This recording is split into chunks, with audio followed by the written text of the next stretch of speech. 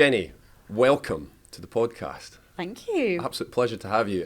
For those who are listening to us, I should say we're sitting here at Leigh Sports Village, of course, which is going to be one of the venues for the tournament in a couple of weeks' time. And it was obviously one of the venues where the Lionesses were playing during the Euros in the summer. This has become a bit of a hub of sport in the Northwest, hasn't it? This is right on your doorstep too. It is, yeah, it is. It's really handy for me to get here, and I'm really excited. I'm really excited for the people of Leigh as well to get major events here. Obviously in the borough of Wigan, and sometimes overshadowed, obviously the success of the football team and obviously Wigan Warriors. So great that Leigh are showing their own here. I was walking through the town coming here, and there was a big mural on one of the walls next to one of the pubs about Leigh Centurions, and Leigh are obviously heading back up. Well, as we record, they're not up yet, but we're expecting that they're going to be back up in the Super League. And I was going to ask you about, you're a Wigan girl. I am. What's the relationship like between Wigan and Leigh? Because is there a bit of a rivalry there? Yeah, there is in everything. Athletics, obviously, which was my sport. I always think, why don't the clubs join together? In this day and age, it's quite hard. Club athletics is quite difficult. And I think, God, they'll have a formidable team if both of them join together. But no, history, rivalry, absolutely. So people from Leigh don't like that they live in the borough of Wigan. Oh, really? Yeah. Is that a thing? It is a thing. I'm sure that's similar elsewhere as well. You grew up in Wigan when one of the greatest sports teams that this country's ever seen was at its peak. So were you naturally just drawn into the mania around Wigan and what was just Wigan Rugby League at that point, or now Wigan Warriors? Were you just absolutely dragged into that by your family and by your friends? Yeah, I just thought it was normal. And now you look back on, exactly how you said it, one of the most successful teams that's ever been produced in this country. And you're absolutely right to say that. I think it made me proud to think, I'm from this town where we're really good at something.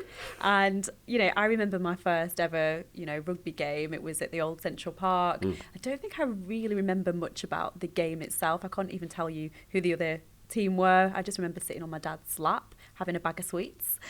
But, I wanted to go. My dad used to take my brother. Yeah. And I'm like, I want to go to the game. Right. And I just loved it. I just loved the crowd, the atmosphere.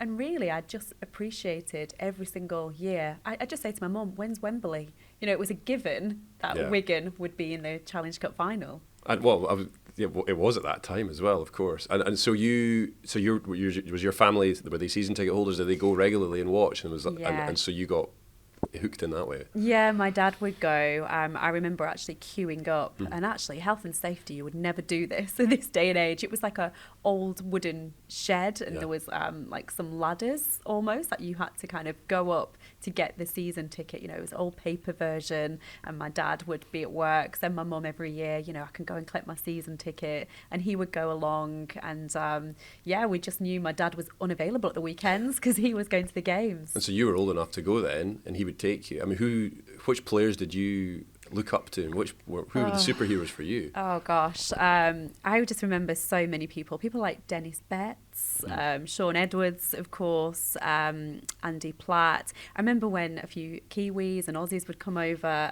the Iro brothers, Kevin and Tony Iro.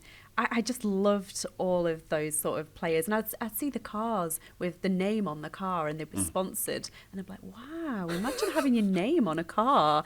You drive through the town centre, and everyone would know those players. But I was just transfixed in the game. I think just if you're good at something and you feel pride, it's just so good that Wigan really would put the town on the map. And you mentioned that you would see the players in town, and the names on the cars, and they were part of the community.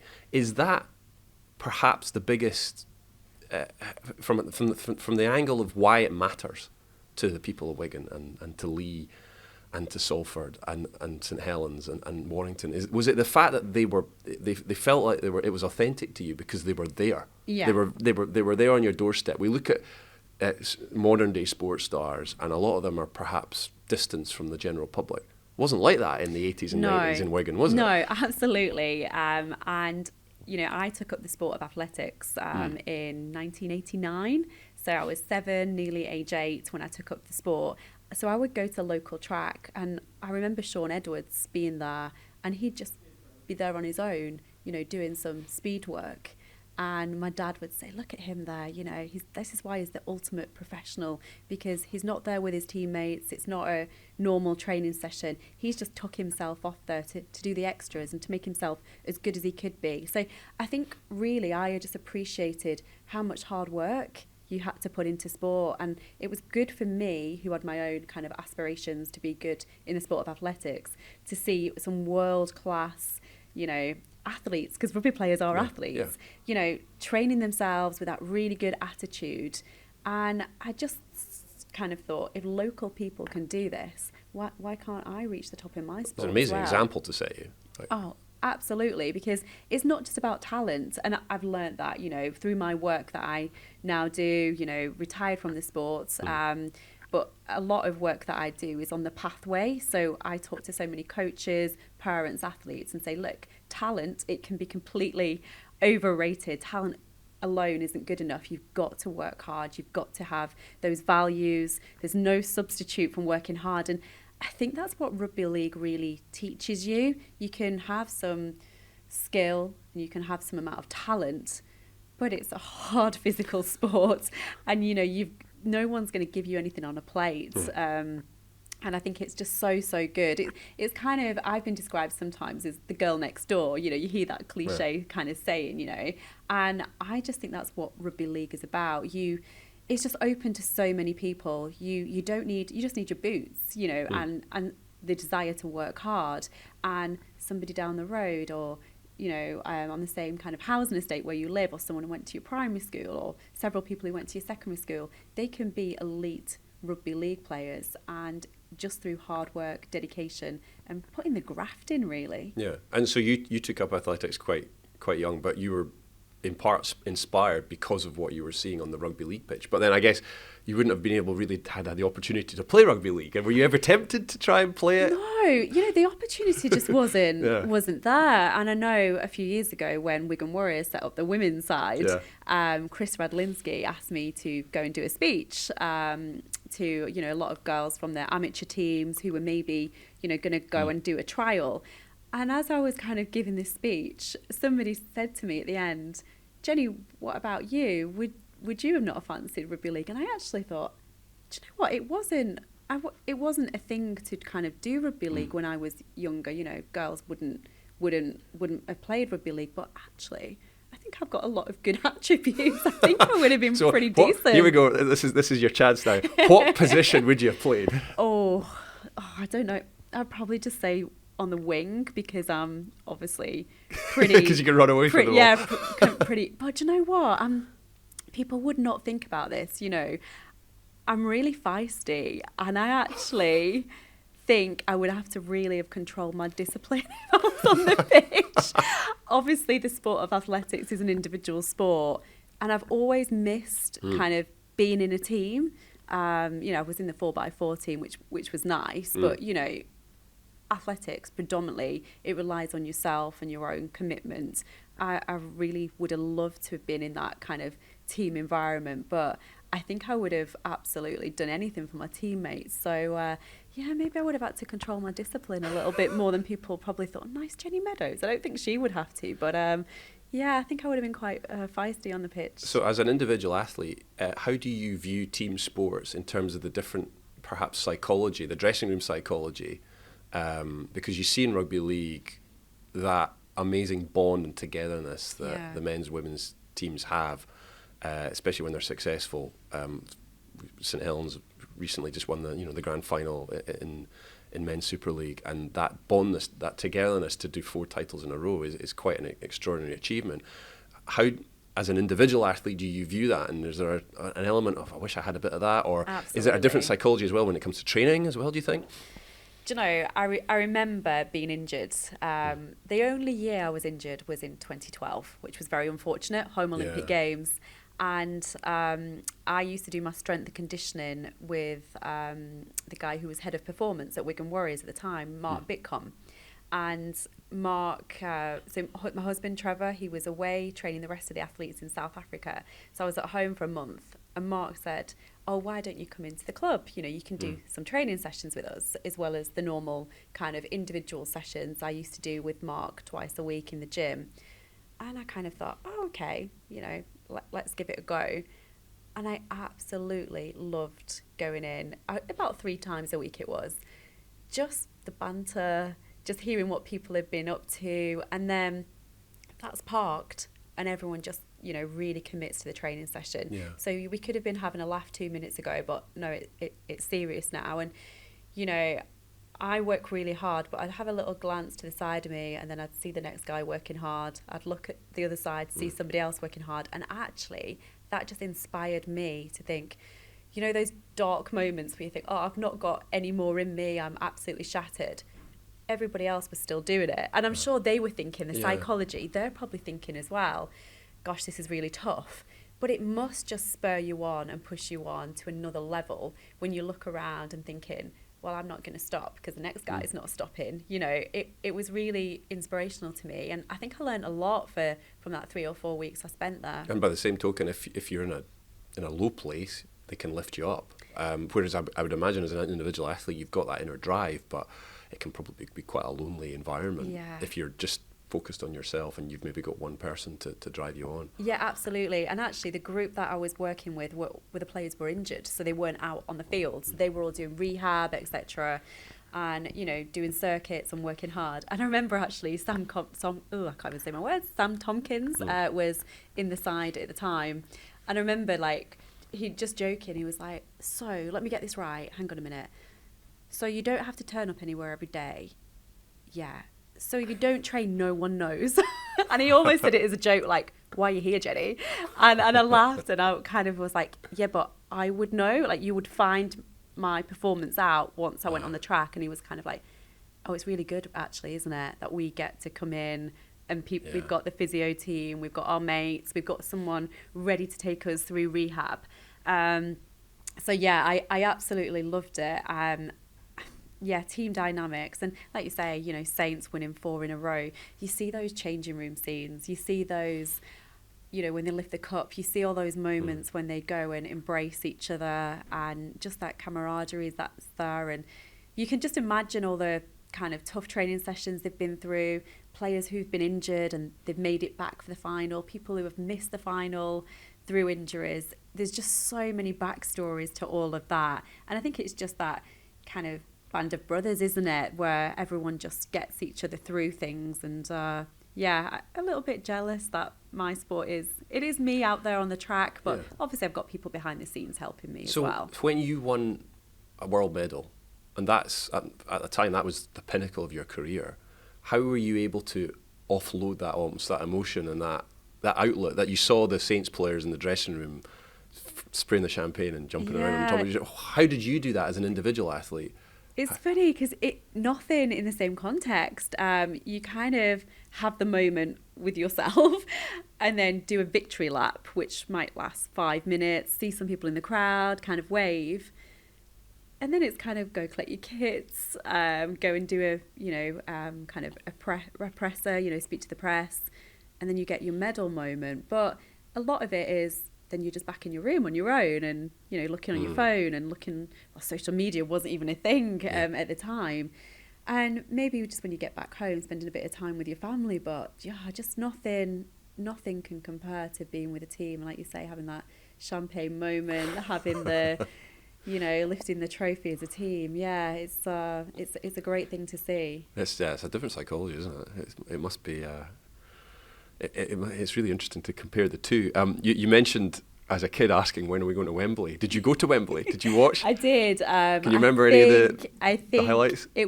I remember thinking it's a long way to London from Wigan when you were about 9. So on a coach on the transport with my dad, got back really late at night. But again, it wasn't really about the game. It was just about... all the scarves, all the banners, the whole experience.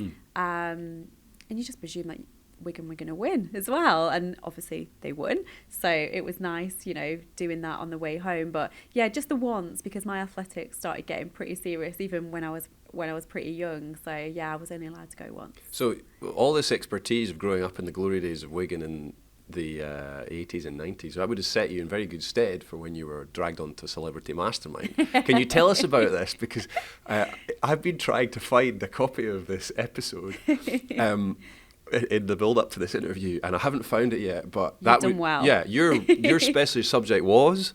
It was the consecutive 8 Challenge Cup final wins from Wigan Rugby League, because it wasn't Warriors at the time. So I wouldn't mind if you'd find it, actually, because I did pretty well at that. Just don't want you to see the general knowledge section. That didn't go as well.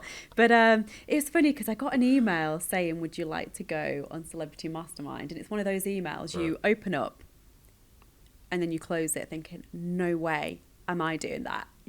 Straight away, I can run in front of 80,000 people, but just sitting in a black leather chair, with a spotlight on me with questions, that completely freaked me out. I think, you know what, I would rather run in the Olympic final than have questions about Wigan. Yeah.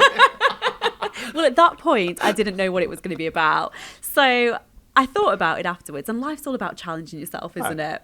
And I kind of thought, okay, I'll be sat there at home watching it and thinking, I could have had an opportunity to do that. So, I better do it. So then it was, what subject do I pick? And I kind of thought, there was, have you got any hobbies? It's like, look, I'm a full-time athlete. I've got no time for hobbies. What about something you studied? And they said, no, you can't do that. So I thought about it, and I thought, you know what? I'm from Wigan. I love rugby league. If I can promote the sport in some way, shape or form, let me do that. And actually, I remember a lot, but I love doing research. Yeah. And actually, it was so interesting going back, remembering, who won the Lance Todd Trophy and things like that, and going, oh gosh, I forgot they went to such a club, etc., etc. And I did all right at that section. So yeah, I enjoyed it. It was a good experience. Very good. And did you have anyone from Wigan giving you a shout afterwards, going, yeah, that was a good effort, or no, you should have remembered this? So there were things that we could have helped you out with. Luckily, no one had a go at me, so I think I did pretty okay. But I remember people. Actually, when I made the decision, I remember Sean Wayne being in the gym because I was doing one of my strength and conditioning sessions, and I think when I was there, I thought, actually, I'm from Wigan. I'm here at Wigan Warriors. Why don't I do that? And I asked a few people in the club, hey, what do you think if I do this? And I was like, Jenny, absolutely go for it. We'll be proud of you if you do it. So I don't even know whether they watched it or not, but no. Maybe nobody did. Maybe they did. Maybe they've been trying to search for it and it's got wiped because of how you did on the general knowledge section. Yeah, maybe. It wasn't you that wiped it, was it? Yeah, there we go. Don't ask me a yellow fruit. Oh, really? I just couldn't think of one. I can think of at least 3 name now. a yellow fruit, was that one of the questions? Yeah, the general. My mind just went blank. Was it the pressure or the light? It was the pressure. It's not easy, is it? It's not easy, and you can see. But you've been interviewed so many times before. Did you think it would be easier? I thought, the general knowledge, I don't need to worry about that. Fairly intelligent. It's the actual questions. I need to get the facts and the figures right. But that was the section that went well. It's funny, Jenny. You talk about the stress of sitting in the black chair and being asked questions or doing interviews in general. You're now doing that job yourself. You are asking the interviews. During the World Cup, you're going to be touchline reporter for some of these games. How much are you looking forward to that and bringing your rugby league knowledge and expertise to the World Cup? Yeah, very much so. When I got the offer, I actually had 2 overseas trips planned, both work, but I said to my husband, look, I can't give this opportunity up. I really want to promote the sport. I really want to be involved in it. And it's a home tournament as well. Like, how many of these do we ever get the opportunity to work on? So hopefully I'll do a good job. I've done some athletics reporting before. I've done a lot of commentary. But I think it's just really that emotional intelligence, isn't it? You're getting players and coaches when they're going through an experience, one of the biggest experiences of their lives, and just making sure that you ask the right questions, do loads of research you get the best interviews, don't you? If you've obviously, about them and, yeah, just really, really excited to be part of it. Do you know which games you're going to and which I've got competitions you're going to be covering? A rough idea, but it's not been confirmed. But I think I'll be involved in maybe about a third of the games. Brilliant. So, and there's obviously this tournament, we've talked so much in the last couple of months about the unique nature of it with the men's, women's and wheelchair competitions operating side by side. It's a unique format, and it highlights the inclusivity of rugby league.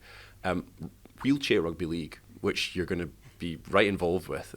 How much of that have you seen, and what do you make of it? I've had a go. Did you? Oh, tell us about that. Because I've not had a go yet. Oh, I need to have a go at this. It's phenomenal. It's incredible, isn't it? Just to watch it's amazing. Just to watch it as well, the skill level. Well, I didn't do very good. Let's just say that it was even worse than naming a yellow fruit. It's absolutely brutal. I was like, when I first watched it, I was like, is this allowed? What are the rules? So much goes into it, doesn't it? I'm really looking forward to getting really immersed in that one. Did you play a mini game, or were you just at a training session? No, just a training session. I just had a go, but I wasn't. What was the thing awful. that you found most challenging? Was it controlling the chair? Controlling the chair. But actually, I think I'm a physically fit person. I was shattered.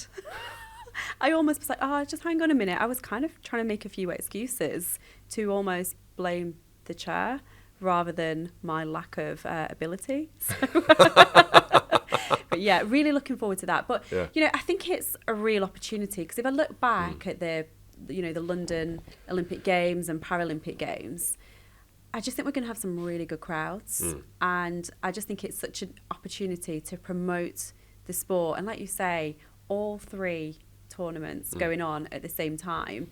And it's something I'm really, really passionate about as well. It's obviously gender equity for a start. I've got a young daughter now, and I think very, very differently. A lot of people have said to me in sport, have you been held back? Have you noticed anything about, being a female in sport? And my answer has always been, no, absolutely not. But then I look back and I think, actually, there's so many things I would have actually liked to have done, and I just presumed you couldn't do them, being Such a female. So, anything rugby league, for example, I've never even got offered to play a game of rugby league. Yeah, when you were becoming an athlete, there wasn't really a setup for it, was there, I guess? Absolutely not, no. And I look at things now, and I just think it's going to be so much different for my daughter. She's going to have opportunities. And even the wording, the men's, game, the women's game, there's been so much terminology which has been wrong before. It's just been, the rugby league final, for example, but now it's the men's and it's the women's. It's not just it's the rugby league final and it's the women's rugby league final. We're actually having the right gender terminology for before all of these games, where I think we've just accepted, this is the women's. Well, no, it's the same game. It's the men's and the women's. So I just think it's such a different age that we're living in, the age of opportunity, which is fantastic. And especially, you mentioned we were talking earlier about the team environment, the fact that you didn't have that opportunity. You were an athlete almost in an individual world, and there wasn't that much promotion in the 80s and 90s when you were becoming an athlete of women's team sport. It really didn't really have that precedence, which it does now. And we saw the impact that the England women's football team this summer and their success has had across the nation in terms of the uptick of women's sport, women's football, I should say. The fact that the England women's rugby league team are going to have that same opportunity, it's incredible for the sport, but also for perhaps someone like your daughter who might want to take up the sport, isn't it? Yeah, exactly. And you've seen the success of the Lionesses, and then people now are going to the games, which is absolutely brilliant. They're going to the Super League games and they're watching the women's teams. They're actually, okay, I want to pick a team now. I want to get behind a certain team. I want to watch the event more. I know Man United had a record crowd recently, didn't they? Which is fantastic to see. And I just think, why should I've signed my little daughter up for like a little football thing. She's only 20 months old, but I'm not even very good at football. But I've never spent the time kicking a ball. And rugby, actually, I probably played a little bit more rugby than I have football, just with my dad in the park, throwing a ball. And if I actually even throw a ball now, a rugby ball, to someone, people go, oh, you can throw a rugby ball. I'm like, well, why should I not be able to? But then I just think that's probably because my dad loved the sport. I live in Wigan, and, you know, I have had a few little opportunities just playing in the park with him, but just wasn't the opportunity to join a club or anything like that. The opportunities are going to be so much greater for the next generation now, aren't they? Oh, and yeah, this tournament is a fabulous chance for the sport to hook more people in as well. I've right the way through this series, I've asked different people about why they love it. But for you, growing up in Wigan, I know you touched on it earlier. What is it special about rugby league, do you think, that separates it from everything else that we see in the sporting environment, whether it be football or golf or cricket or athletics or anything? What is it? Is there one little nugget that just makes it special for you? I think it is just that kind of availability of the players. So, you know, a player will come off the pitch and you see people in the crowd who you know, oh, that's my neighbour, you know, or, oh, they went to school with me, or that was my teacher, or that's somebody's gran, or something like that. I just think there's no attitudes, there's no egos. I just think all the players, they understand that we need the crowds. People have come to watch them.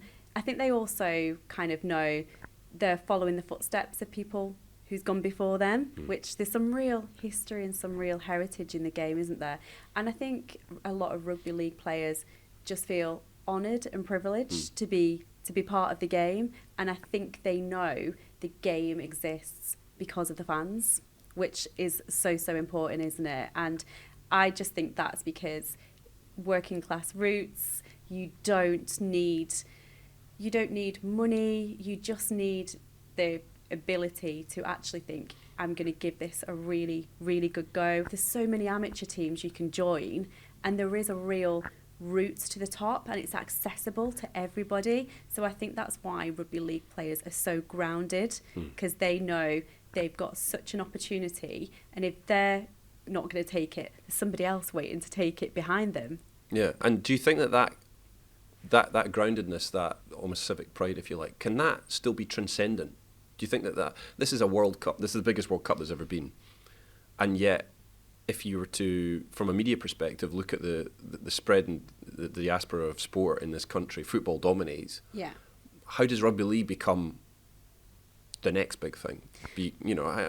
How does it become transcendent? If you like, is it a difficult challenge, do you think, for the sport? I see it as exciting. I just see it as an opportunity. I don't want it to change. That's, would it lose some of its beauty? Yeah, absolutely. When I did do the training with Wigan Warriors, even though I love the sport, I was actually surprised how athletic all the players were. You know, they had to work so hard, and their training wasn't that dissimilar to some of my training sessions. And I thought, because athletics is a global sport, we've got the Olympic Games, we've got the World Championships, there's huge crowds, it's all around the world. I kind of thought, oh, there must be something different about bigger sports. But those guys, I could have picked some of them out. I could have gone, oh, they'd have been a good 400-metre runner. They'd have been good at this event, etc. There's some unbelievable talent. In fact, they could have probably been good at several sports, but they chose rugby league, for one reason or another. I think we need to promote the players, and I think we need to use this opportunity to really make people know, Does the sport need more characters? That's an easy thing to say. But I remember growing up, probably the players you watched, Shaun Edwards and Dennis Bett, these were characters that were household names. But one of the players I used to love was Ellery Hanley. Right. I just used to love him because when he scored a try, he'd do like a little dance at the end. And he wasn't playing for Wigan at that time, but I liked him. I really think I want him to get all the way to the try line because I want to see that celebration. So it's those sorts of things. That's what I remember about him. Obviously, Martin Offiah was just sensational. And again, he's one of those players that transcends the sport. People would know about him because of his skill level, his speed. But then the sport have promoted him in that way. He's helped promote himself. He's got something different. Of course, we need the characters, you know. But then there's other people. So Sean O'Loughlin, who was the captain, obviously, of Wigan Warriors, and he was captain of England. When I've trained with him, he leads by example rather than vocally. Yeah. You'd see him train in the gym, and he's just working hard. And then he'd say the odd little thing. You know, he was not using his voice, he's not shouting at the others, he's not saying, come on guys, get behind this. Well, you do get some characters who, you know, you need those characters to get everyone through sessions. But Sean would say the odd little thing, but you'd just look at him and think, yeah, I want to be like him. You know, the less he said, the better kind of influence he was. So yeah, of course we always need the characters. We need people who are a little bit different, whether it's, I don't know, celebrations, hairstyles, flair, somebody who does something a little bit different to the other ones. That's definitely how I picked up, and not just being a Wigan Warriors fan, but I like people from other teams because they did, you know, different things. But yeah, I just think in this day and age, we're going to pick the characters out from this World Cup. I guess you get, in an athletics context, you look at what Bolt did for athletics, and it made athletics the number one sport on the back pages for a time. Yeah. And does league need somebody like that? And who's going to step there's up? Only one Usain Bolt. You know, exactly. These athletes come along once every 50, 100 years perhaps, but I mean, I guess this World Cup is the time, isn't it? Yeah, this is the time of the moment. And, you know, obviously we're focusing on the England team, we're talking about the England team, but there's going to be characters in so many teams. I just really hope people get behind it, they watch it, they see the sport for what it is. I mean, the athleticism, the power, the speed, the control, the strategy as well. It's a hard-hitting sport, and these guys are tough. But it's not just about being big and being strong. It's just the athleticism. Like I say, if other sports had picked them up, they would have excelled at other sports as well. But their chosen sport is rugby league. Yeah, you're now a coach, of course, looking after Keely Hodkinson, who's had an amazing start to her career. From your perspective now, how do you handle when she goes into competition? And I'm thinking, because you mentioned Sean Wayne earlier, Sean Wayne has got a squad to pick and a high performance bunch of players to manage in the next few weeks, but when they go on the pitch, he can't do anything. How do you handle that as a coach when she goes on the track in a final? What do you do? How do you feel?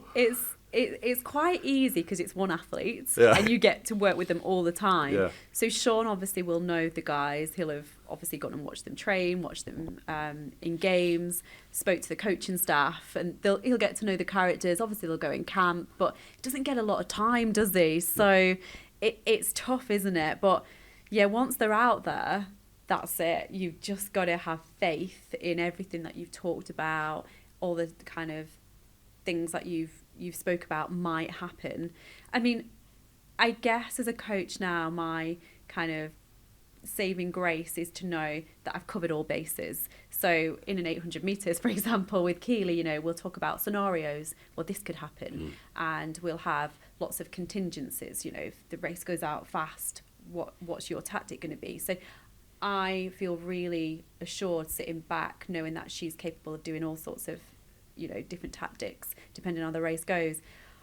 A game of rugby league, so many different things can happen. You can't control anything. You can talk about what happens if there's a high tackle, what if emotion happens, etc., etc. You just want to get that balance between, you know, it's an important competition. It's the World Cup. It doesn't get any bigger than that. Yeah. And getting yourself there in physical shape, thinking about your own role, but also the team, but then also trying to control those emotions. It can be emotional out there. The crowd are going to roar, especially. Can you coach that into Keely? Is that possible? Did your coach do that for you? And will Sean do that to his players? It's tough, isn't it? Yes. Sometimes I think you just need experiences. Yeah. You just need to go out there and experience it. And then sometimes it's coming back, even to, you know, the dressing room at half time. If some of those guys are going out there in a World Cup home tournament for the first time, hopefully they'll have known what to expect. But, you know, they might get in the dressing room at half time and say, oh my goodness, I didn't think it was going to be like that, etc. So I think it is teachable, but it's you. At the end of the day, it's the players and it's their own emotions, it's their own ambitions, and they've just got to get that right balance between the two, isn't it? The England players are going to walk out the men on October the 15th, matter of days away now, against Samoa at St James's Park, full house. it'll be arguably the biggest game of some of their careers. Those nerves, is it about trusting the process, trusting all the preparation you've done as individuals? Because, I mean, you've competed in front of a home crowd, and you know what that feeling must be like, and that must be a huge lift for you, but equally there'll be extra pressure as well, won't there be? There will. And everyone's different, aren't they? You know, we've seen examples in the past where somebody's just gone out straight away and they've just lost their head a little bit too early in the game, and then, you know, you don't want to get sent off. You don't want to have have any time kind of away from the pitch because you put your teammates under pressure. And I just think it's just having that good balance of controlling what you're trying to control. Yeah, it's going to be the biggest game of a lot of these guys' lives. But I think once they get that first one done, I think that's almost the biggest one. It's like getting the first round of a world championship, get the heats out of the way. Exactly. You know? feel the worst for the first one. You know, I would always in the championships, the heat, the semi, the final, I'd almost feel better as I progressed from every round. Yeah. I could literally physically be sick before a heat. You know, really? Because even though it's on paper, you know, I'm the fastest. I'm like, oh, it's the expectation. It's again the crowd going through the process for the first time, and just knowing how it feels. And then the second, you know, round, the semi-final, I'm like, okay, so I've done this once, I know what to expect. And then come the, you know, subsequent round, the final, I'm like, okay, I'm in control now, I know what to expect, etc. So yeah, hopefully they'll build throughout the tournament. Yeah. It's been great to speak to you, and I really hope you enjoy the experience of being behind the mic and grilling all these rugby league players over the course of the next couple of months. The one final thing, as a fan, I'd like you to kind of ponder really is, regardless of who wins, and I mean, we obviously hope that the home nations do really well in this tournament, what do you think for the sport will constitute a successful World Cup? Ooh. Well, I think the home nations doing well for a start. You know, we want to do that because obviously everyone's going to hopefully get behind the teams. I think good crowds. I think some good backstories, get to know people, get to know characters. Hopefully that people are going to tune in to watch the sport and go, you know what, I'll just give this a try. I've never really particularly watched it. And actually, then they'll watch subsequent games. Then they'll actually do a little bit of research on players and go, actually, who do they play for? Okay, maybe I'll go to a game myself. And hopefully if there's any tickets available, they could go to a game because we're at a lot of different venues as well. So hopefully that would be a good kind of success story, I think. And it's been one of those tournaments that I feel sometimes it's fictional because it's so far away, and obviously the postponement, but just days away now. Enjoy it. I will. Thank you for joining us. Thank you. We'll see you at a ground somewhere in darkest November. You will.